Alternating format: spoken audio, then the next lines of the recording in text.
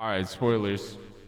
Anybody that doesn't want to be spoiled, I'm about to read through this entire fucking event chapters. So look away. Turn your sound off.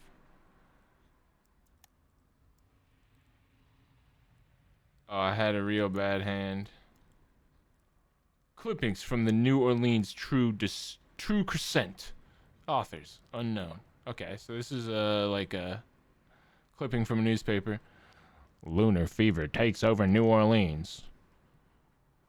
The talk of the town has been the moon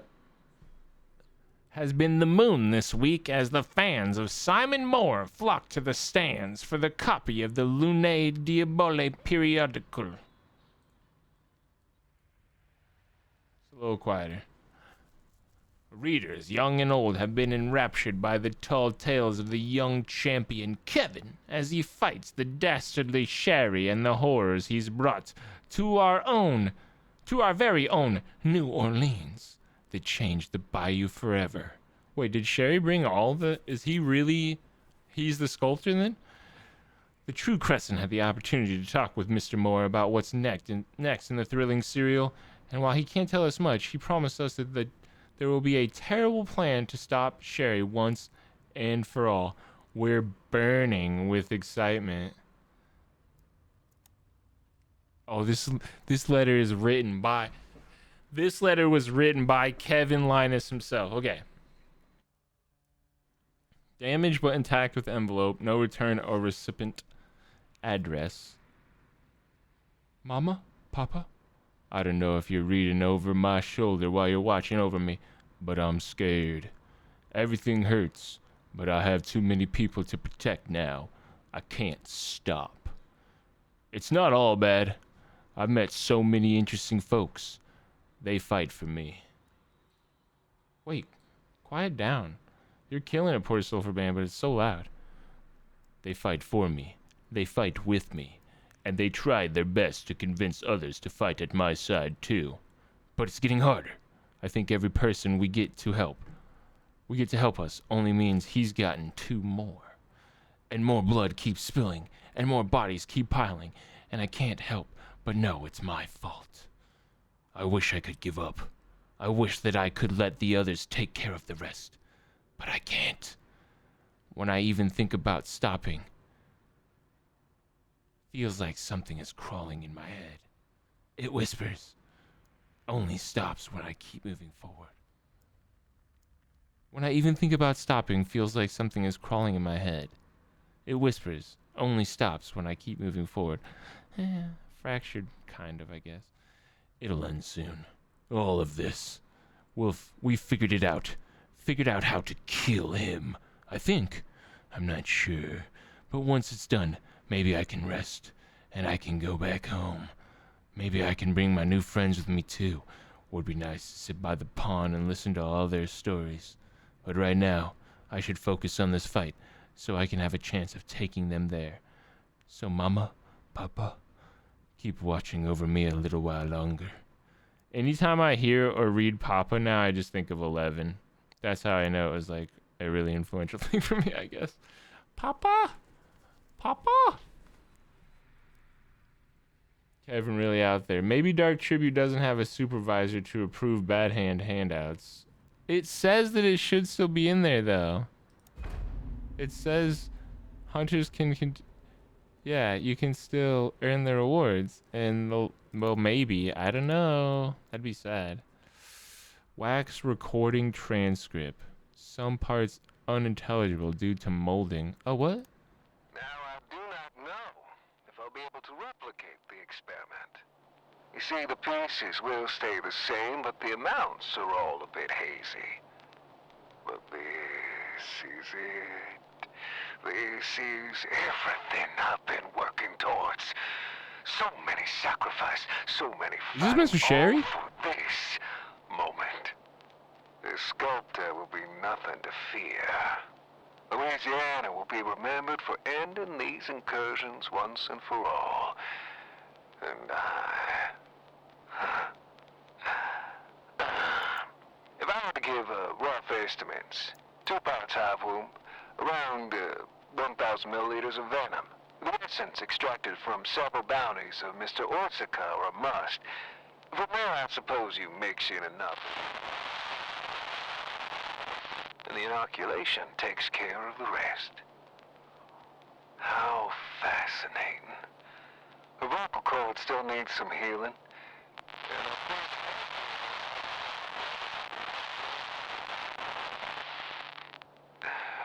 What a pretty thing she was. Such a shame. But at least now she'll have grown enough to make up for the loss of beauty. Oh, shh. My dear, relax and recuperate. Now when you're ready, you and I will have much work to do, so save your energy. Now, Mr. Chenkov, listen very carefully. A young man... That was Mr. Chary. So then the theories are he's more evil than the sculptor, dude? The sculptor will be nothing to fear. So he's not the sculptor. Interesting. A clipping from Louisiana Ladies Periodical, 1903. Author unknown. Cautionary tales for the child folk. Beware, Ochenkov's widow. We at the Louisiana Lady know how hard it can be to get a little rascal to stay in their bed at night or stop him from wandering too far. Give them something that will make them take pause the next time they want to stray with a tall tale, sure to give them goose flesh. This month we give you a story sure to keep your kids close to home with Ochenkov's widow. Deep in the night, have you heard the wailing? The sobs and oddly pitched screams that hurt your ears and sets them ringing? Then you just heard the fearsome widow for yourself. Some say that if you catch her gaze, you'll start weeping enough to fill an empty sea. Others say she's stronger than 10 men and could rip 20 men in half with her bare hands. The latter must be true, considering her self-same responsibility for becoming a widow. All the newspapers in New Orleans were full of news when Mary...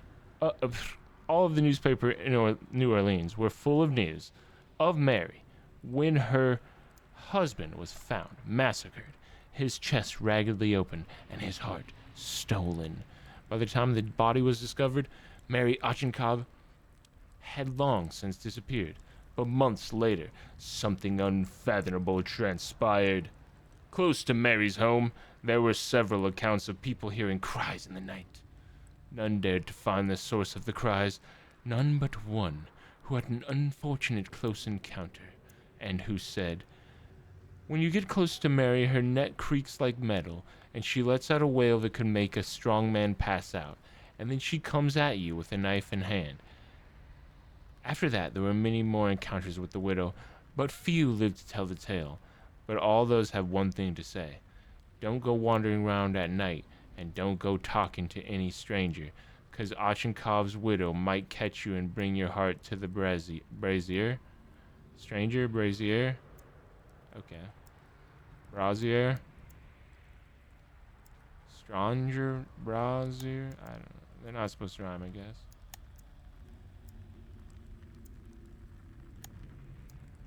Letter to Kevin Linus. Handwriting matches that of Circe Elias. Who's that?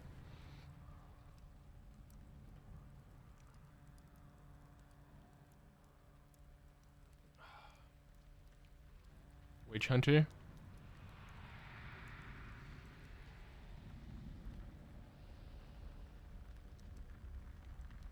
It is. You're right. It is the Witch Hunter. Good call.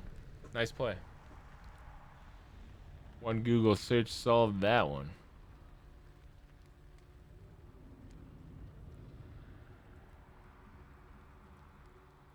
Alright. Kevin, the roots of evil deepen, and after what I learned from Dr. John, I fear we might need to prepare ourselves for the least expected if we are to survive. resort to means long denied. We have yet to understand the nature of this monster. Oh, that man. For the evil in him exceeds everything I know.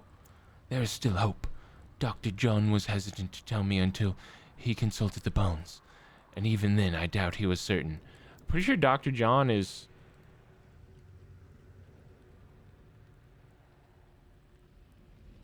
Bone Devil?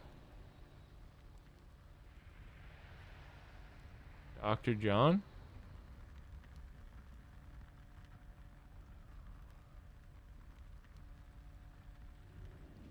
Researcher? Oh, that makes sense, too.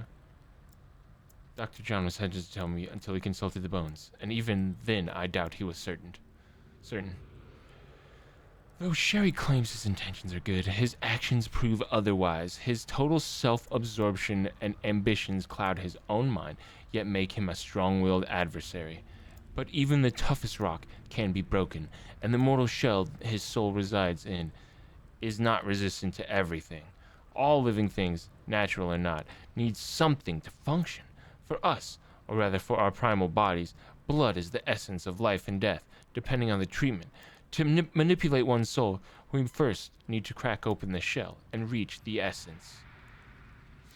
For this, we need treated oleander leaves burned in high quantity at the devil's hour, a poisonous inferno, a hellfire, as Dr. John called it. If we burn enough herbs, the fumes can weaken him from within, though this alone can't be enough to kill him.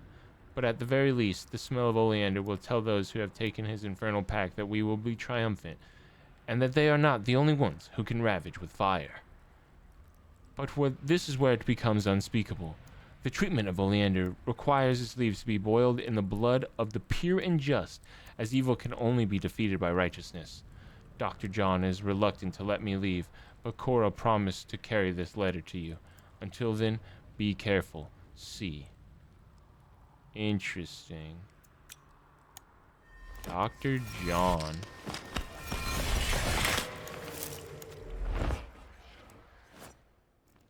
Is that not?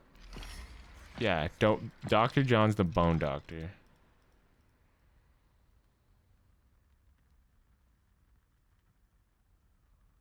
Dr. John was eventually freed and rose to prominence in the New Orleans. And then, what was the other name? Cora?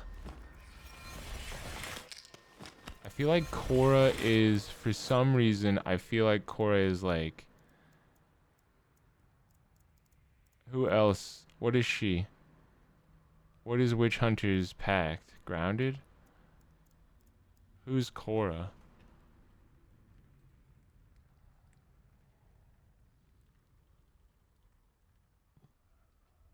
Oh, it's Felis. Cora Bukes. Okay, so they're working with the Witch Doctor and the Weird Sister. Witch Hunter is. And by association, Kevin? Are they part of the... Am I mistaking this? Why can I not... I can't look at more... Recruit more hunters on the recruitment list, right? Oh, no, right here. Right? What are their packs? What is... Oh, she's Lunar too. Okay, so these are all the Lunar characters, right? Are Weird Sister and Bone Devil part of the Lunar Pact? No. Okay. Interesting. Okay. Cool. Oh, another one. Who's this? It's talking about Mr. Share in the third person. I'm so curious. Okay, here we go. New captives arrived today, and Chary brought them again to the Dirt Circle where it all began. Wait. Now, I do not know if I'll be able to replicate the experiment. New captives arrived today, and Chary brought them again to the Dirt Circle. New Same captives person? arrived today, and Chary brought them again to the Dirt Circle where it all began. A brutal thing, the process. Long stakes driven into the eyes to keep them in place, while Chary calmly covers their body in a clay he prepared. I don't understand how they live so long through it. Then it solidifies, creates a protective layer on the body while the souls ripen, as Chary says. It takes a few days, but once the soul is ready, the back of the clay structure slits open like a mouth, a black crevasse, an abyss.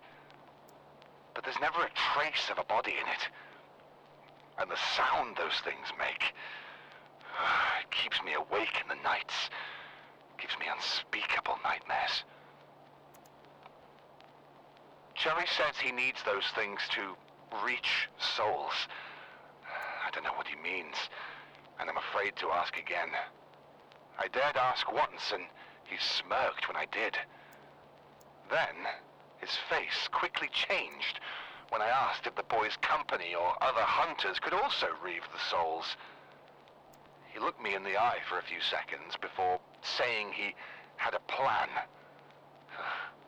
The next day, he gathered his lot and asked them to help those poor souls, explained that it would leave a mark somewhere on their body.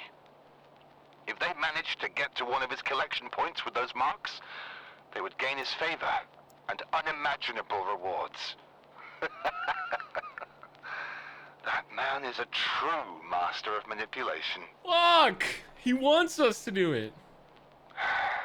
Unsurprisingly, hunters once again gave in to their greed, and now I have 437 new names on my ledger. Business is booming. After all, they have no use of the name they'd been called before.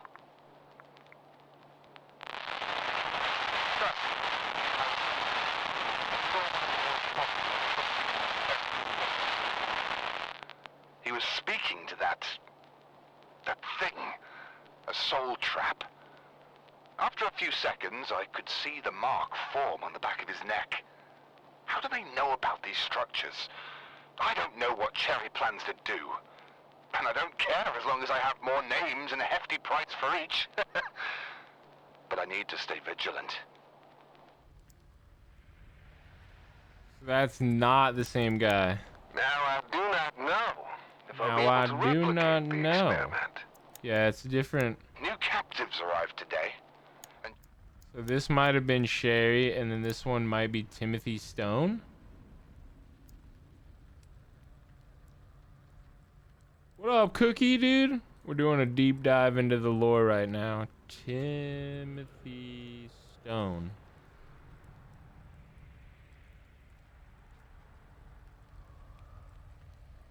Timothy Stone, dude? Nuh-uh. Is that... It's fucking, that was fucking, what's his name?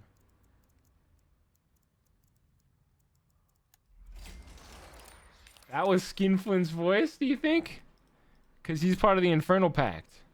Timothy Stone. One dreary winter night, Timothy Stone bore witness. So this is Timothy Stone. And Timothy Stone is the title of this one. Wax recording transcript titled Timothy Stone. Wow. Wow. Okay. Dude does sound greedy. Wow. Like, yes. Oh my God. Okay. Interesting. All right. Okay. Chapter 7. Clippings from the New Orleans True Crescent. So we're going back to the first newspaper again. The citizens of New Orleans worry as strange fire ignite the bayou. Around 5 p.m. yesterday, supper was interrupted as smoke began to billow in from all directions towards the city. Large wildfires have engulfed parts of the bayou. Local firefighters are unconcerned as the affected areas are of low importance. The True Crescent does not yet know the causes of these fires, but is unlikely they are natural. Poultryman, this is fucking Poultryman is it's redneck William Moses. Many are concerned for their land and businessmen near wildfire outbreaks. Poultryman comments on the fires. Many are concerned for their land and businesses near wildfire outbreaks, but not Poultryman William Moses, whose land is directly affected by the wildfires, who was seen leaving town heavily armed. The True Crescent approached him for comment. I don't plan on leaving my home, even when I'm dead and gone. Y'all cowards should stay home. You're not wanted no way and no how. Moses refused to speak further on the matter.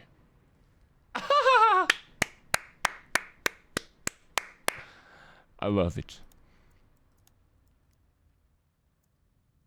Okay. This is the manuscript from Lunar Duabole or whatever. This is like the book, the Moon book. Author Simon Moore.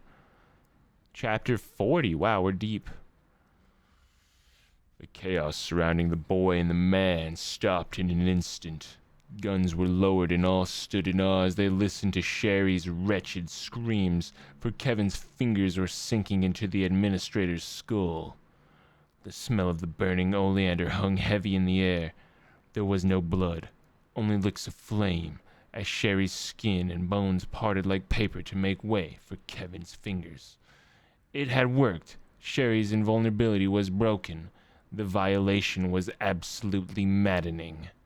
Who's Simon Moore? Hold on, real quick. I gotta find out.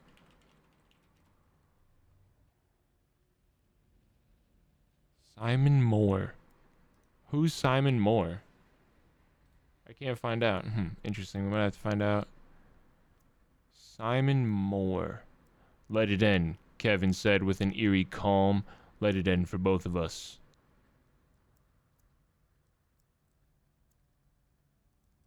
Kevin's request was then answered. He coughed up blood as Mary Ochenkov's hand plunged into his back, her fingers finding purchase on his heart. Snakes creeped around her hands and twined themselves around her arm, sinking their fangs wherever they could, but she paid no attention.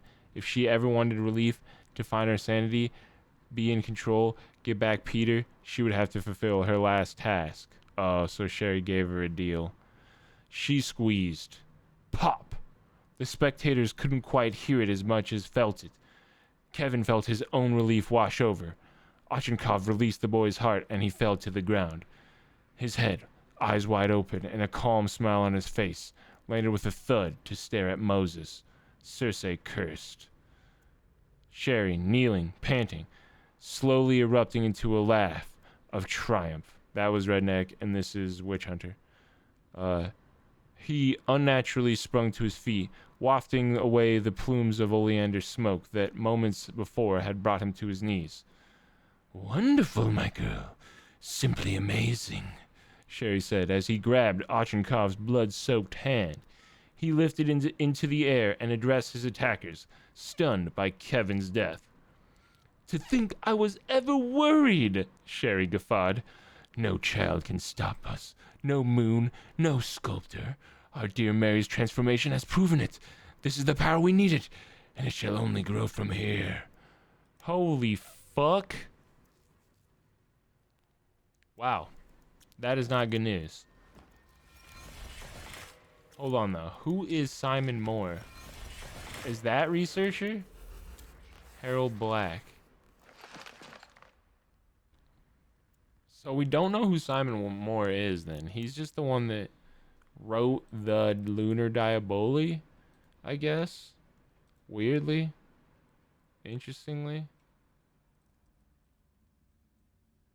Anyways, sorry about that. Just got on a tangent. Let's keep rolling. Damage clipping from the New Orleans True Crescent. Dozens dead in fires. The number of those killed in the recent wildfires is growing by the day. While many are beyond recognition, the True Crescent can today publish the names of 8 more deceased. Holy shit. Louis Burns.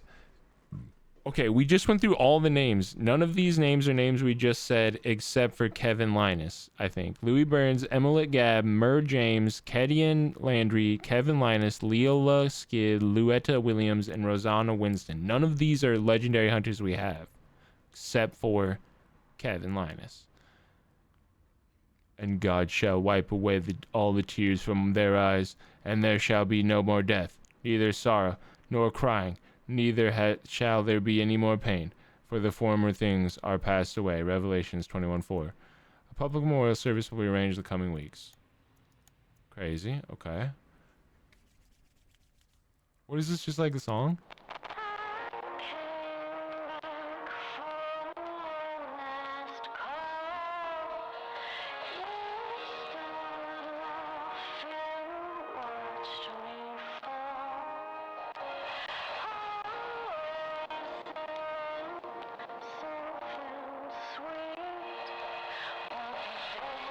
really bad recording. They like made it bad on purpose, I think.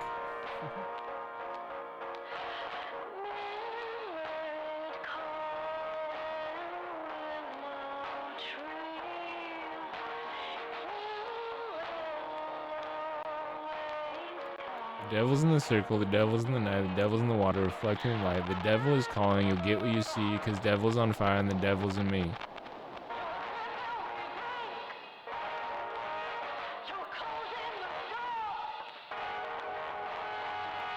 I feel like the words they're singing aren't on here at all. Anyways, I guess now we draw the line, light up the match, and start the fire. Embers flare up one more time. There's nothing left to lose, and there's nothing left to hide. I fought back, and I fought hard, and in the circle I got lost. Always painful memory. The devil's in the details, and the devil's in me. Ugh.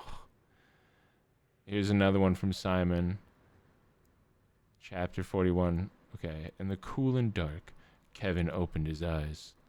There was nothing but a soft glow. No pain, no Chary, no moon. Just him. He took a few cautious steps forward, testing his balance. He started walking, for minutes, days it seemed, but it didn't matter. The calm washed over him. And then two silhouettes, a man and a woman. Kevin didn't let himself hope, but he ran into them. Amelia and Robert Linus, his mother and father. Oh, he must be in like the afterlife. Wow. Kevin wrapped his arms around them, and they wrapped their arms around him in return. He crumpled to the ground, and they crumpled with him. Is it okay now? Can I be with you again, Mama? Kevin sobbed, his flesh flushing with every fallen tear. His crying showed that he had hidden for a while, something that, to keep going, he'd forgotten. His age. My sweet baby, I'm sorry. Amelia kissed the crown of her child's head. There's still more to do, and you're still much too young to be here now. Kevin looked to his mother in confusion. Kevin, you have to go back. You have to see this to the end, and I don't mean just killing that man, Robert began. It won't end with him. Things will keep on coming until you get to the root of the problem. Kevin's father stroked his hair. And you're young scout. There's so much more living left for you to do. Oh, and you're young, scout. There's so much more living left for you to do. Can you hold it out? Just a little longer? Oh, can you hold it out? Just a little longer? Kevin's mother asked. The boy was quiet for a moment, then nodded. You always told me that I have to keep my word, and I will. With that, Kevin held his parents in a tight hug. They returned it with everything they could muster. We love you now. Go get him. Oh my god. Journal of Elise Austin. Oh shit, she was one of the character names we said, right?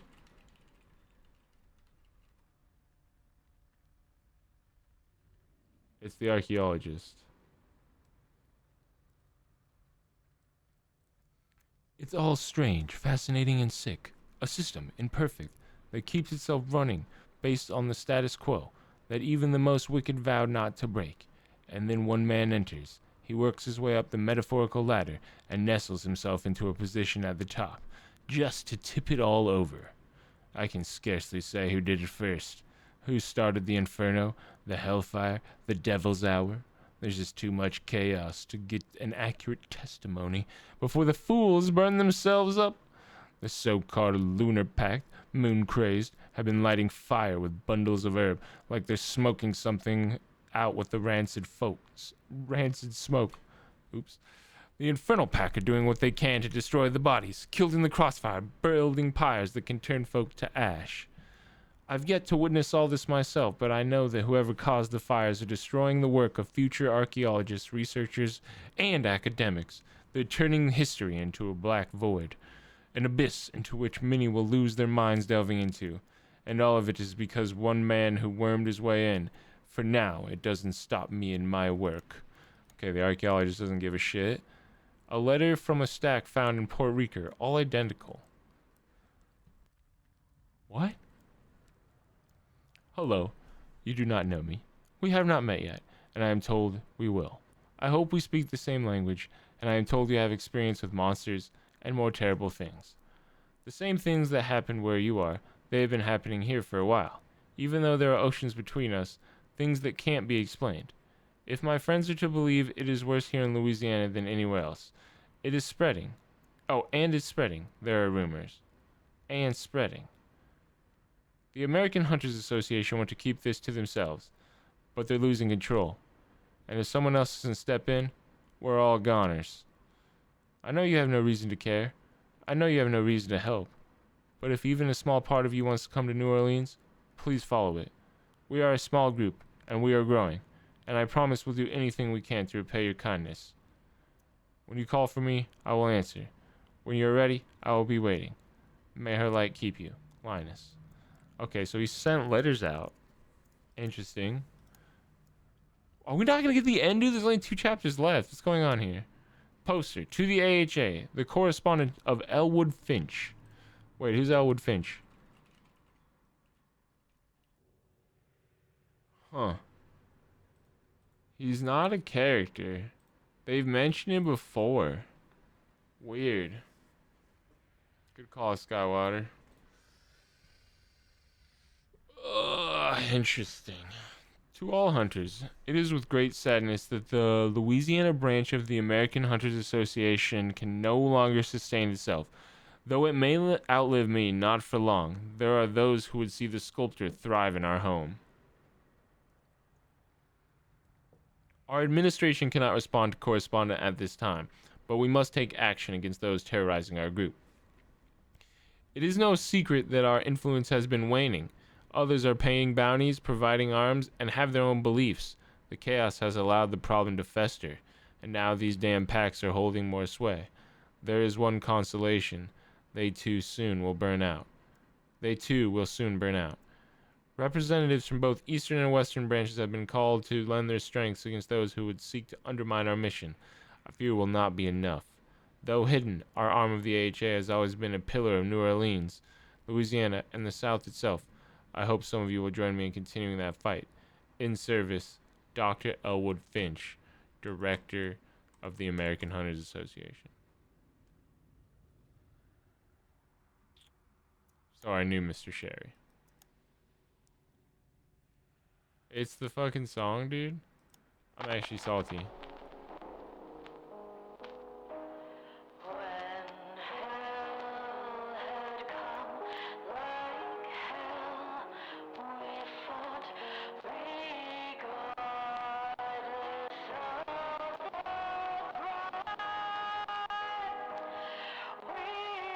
I was looking this up. Auld Lang Syne means something.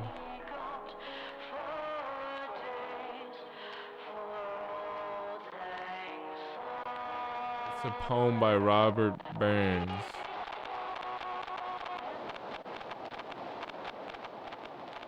Interesting. It's like a New Year's Eve song.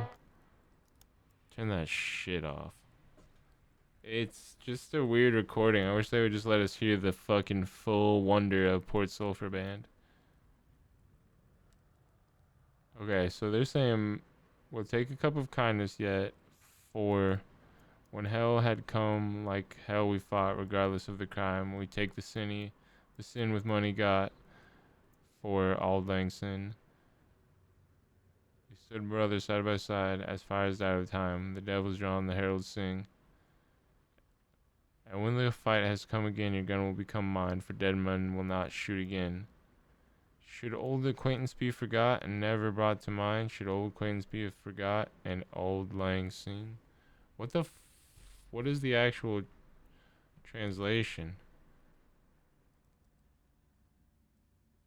The poem's Scots title may be translated into standard English as old long since, or less literally, long long ago, days gone by, times long past, or old times,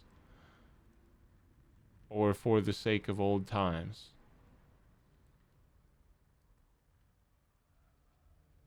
Interesting.